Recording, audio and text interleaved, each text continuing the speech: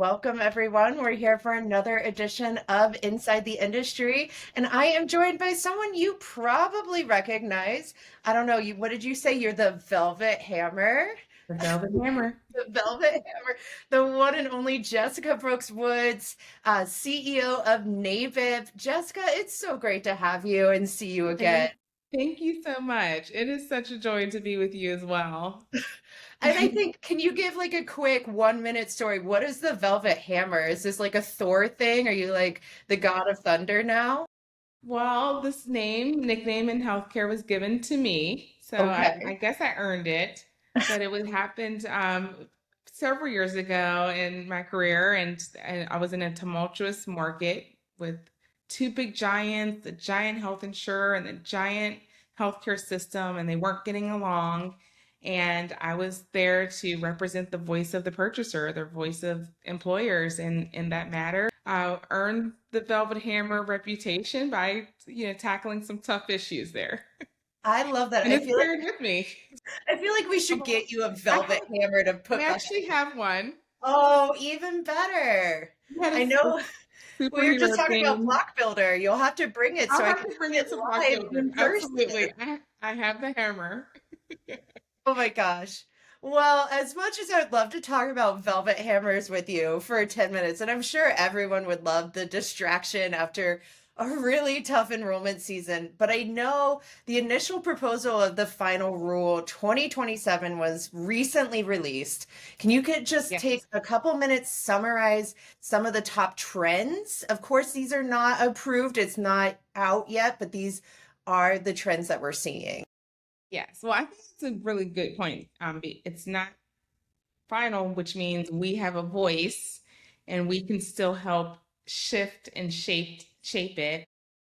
But I honestly see the 2027 proposed rule as an invitation for us to come in and have a seat at the table. We really appreciate the fact that oftentimes in healthcare policy, it doesn't happen overnight. So you're like, nothing's happening.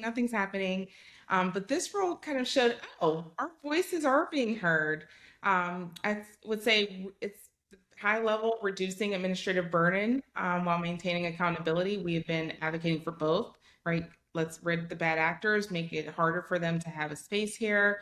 No one wants them here, but also reduce the burden, like the 48-hour rule, the recordings, keeping the records for 10 years.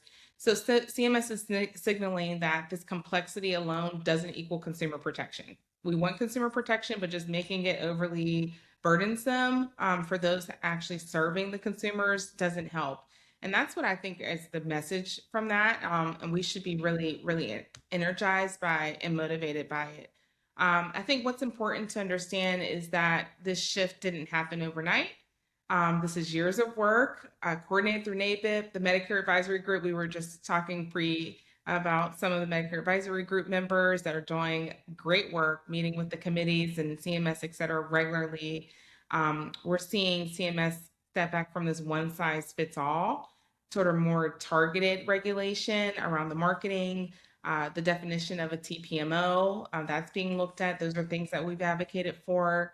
The record retention, the enrollment processes, revisiting that TPMO discussion is a big one because it recognizes that not every entity operates at the same scale, that they shouldn't be treated as one big conglomerate, that there are different identities within that. Reducing the call record retention from not from 10 years to 6, and I think even considering 3 years, and not just the record retention as we do it today, but even mentioning potentially solutions like transcripts is saving the transcripts versus all the audio an opportunity now that we have AI. That's another good example of like modernizing this quite a bit, but still maintaining those protections. And so that's something I think is a really big deal that we would be excited about, those of you listening in, as an example. So happy to talk more about it in detail, but those are like some of the bigger components. I think smaller agencies will benefit significantly, and we're seeing again a lot of our recommendations as the proposed rule. and the door open to validate that. If you're an agent and you're a member of NABIP or any of other association, I would recommend you connect and rally around and respond to the proposed rule with saying, yes, we totally agree. We think that should be 3 years, not 6. Definitely consider transcripts, speak about the definitions and the 48-hour rule. All of that are all on the table right now, which is great. Yeah, I think you said it really well. And I was talking, I think it was Calvin Bagley, I was talking to not long ago, speaking of other leaders in the Medicare space. It's the problem is there are bad actors, and the bad actors are getting away with being bad actors, and the administrative burden is not preventing them.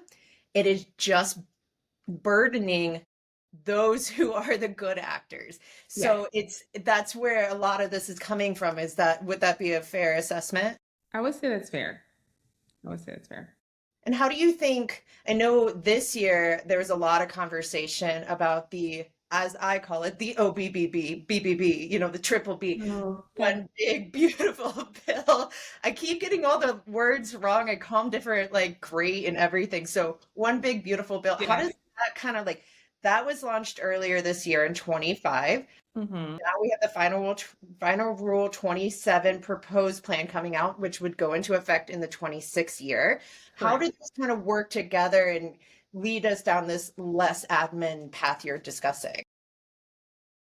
I would like to say that they worked together in conjunction. I don't really think it worked out that way, honestly. Okay, fair enough. Fair Yeah, enough. I mean, when you think about the BBB, HR1, I think is the technical name, but we didn't have a whole lot in there around in the Medicare space. There were some enhancements to some of the things that we wanted to see, like with HSAs and dependent accounts and DPCs. ICRAS wasn't included in that. We thought that would be included. So there were some things that surprised us that weren't really emphasized in the big beautiful bill, but there were some wins in there. And we'll see some of that in 25, but not so much in this part of the marketplace, in my opinion. I think the proposed rule is really saying, okay, we've been hearing you loud and clear. It says that the voice of the agent isn't a distant component of the healthcare ecosystem, that it shows that the agent's voice is at the table. And I don't know if the BBB reflected that as evident, as this proposed rule. But I do think it does speak to the incremental steps that it does take, and that where regulation and legislation have to complement one another. Because the BBB is more on the legislative side, where this is a regulatory entity through CMS with the proposed rule, but the responsibility that they complement one another, and that these regulations aren't counter, or that they enhance and help us actually move the needle further, is the opportunity here. And I think they complement each other good enough, in that regard, that it doesn't step on the BBB doesn't step on the proposed rules toes, or vice versa. It's allowing us to expand and consider the modernization that's needed, and taking away the unnecessary burdens that are getting in the way of good consumer protections. I would say that was the complement of both of them, is that consumer protections seem to be centered in the motivation and intentions behind both the BBB and the rule. Yeah, definitely. And you're right. The BBB, the OB, as you could also call it, right? All the different names we have for it. It definitely focused more on that group and individual side. But I think you're right. It's starting to open the door of what changes can we make? What things can we offer to the industry to start to take steps in the right direction? And you mentioned it earlier about getting involved. I think looking forward in 2026, things like this are happening. The lift of burdensome admin, the lift of other things happening is because people are getting involved. Agents are speaking up and speaking to their organizations, their uplines, their associations. I know you're a part of NABIP. There's also NAFA, there's HAFA, there's lots of other letters out there. And I think looking forward to 26, that involvement is really critical for agents across the country at every level of and every line of business, because I think that's where we get better together. Because honestly, the people on the Hill, they're not insurance agents. No, They don't understand when they put something into place like the 48-hour rule, what a burden that is when you have 3,000 Medicare clients, right? exactly. And you have to see them all in a 6-week period, right? And they don't understand this. So I personally think that getting involved is where you can really have your voice heard and also really make real change in the industry. What are your thoughts there? Absolutely. I mean, again, this is the evidence of that. We're seeing exact language that we've had either in written communications, in our, we have several roundtables we have, so to speak, where we bring our committees to CMS directly and we have conversations. We have our Medicare advisory group meeting with them and different committees, as well as other groups like our individual working group on the ACA side and SCIO. So these relationships are dynamic, but they can't be dynamic if we don't have active volunteers who are members who are bringing their real world, real life experience to the table and sharing the implications and the consequences of some of these rules that were out of touch, that didn't make sense and they weren't common sense, like the record recording and the 48-hour rule especially, right? And understanding what that sounds like and looks like practically, what the burden is, not just on the agent, because honestly, let's be frank, the agent isn't their priority, but both of our priorities is the consumer. And that's where our middle ground is. That's where we can meet in the middle and say, okay, we're on the same page. And when you understand the impact to the consumer, they even think it's ridiculous. Like, what do you mean? I have to come back? I have to, so you have to re-engage. We can't just finish this here. That's that's taken me away from something else that's really important to my life. Maybe another basic need that I need to focus on. Maybe I don't have, the resources to just, re-engage on this, the time, whatever it may be. It's a burden on me and it's making it difficult for me. And when they realize that that's not really protecting the consumer or creating optimal consumer experience, then it opens your ears a bit to say, okay, then what is the solution? What can we do? But this is really what we're trying to achieve. Okay, we're trying to achieve the same thing. Here are some suggestions. Or do you only want the largest of the largest entities to exist and really cancel out small agencies that are in the communities, that understand the community, that have unique relationships, but they can't afford to increase, the cost to their CRM to store this level of information that you're really actually not going to see, use, or try to access. What is a reasonable time frame? When does any kind of like compliance issue typically happen? Is that in the 2 to 3 year time frame? Is that in the 1 to 5 year time frame? Then why are we keeping them for 10 years? Like, what's that sweet spot? What is the data now telling us that makes sense?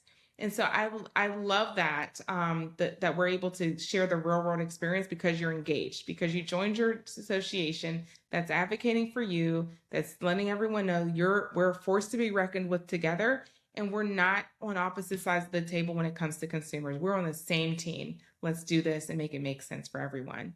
And that's stop. You can't do that on the sidelines. That's the just moral of the story, Allison. You cannot do that on the sidelines. We need you to join. We need you to be a part and bring your experiences so that we can actually move the needle. Exactly, exactly. I think you said it perfectly. If you're on the sidelines, no change happens.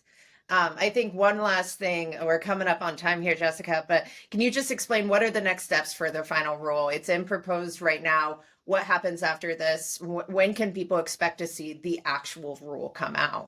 Well, January 26th, I'm pretty confident that's the date. That's the final date where you can submit your comments.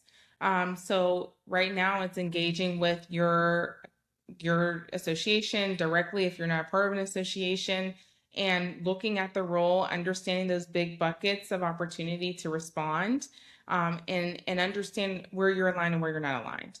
I think it also helps you understand directionally where the administration is thinking of going, and helping you as a business to be prepared for that time for 20, because the preparation starts in 1/1. We know it's not effective until 2027, but you have to start gearing up your business and resources for that direction. I think that's important. Pay attention to the webinars.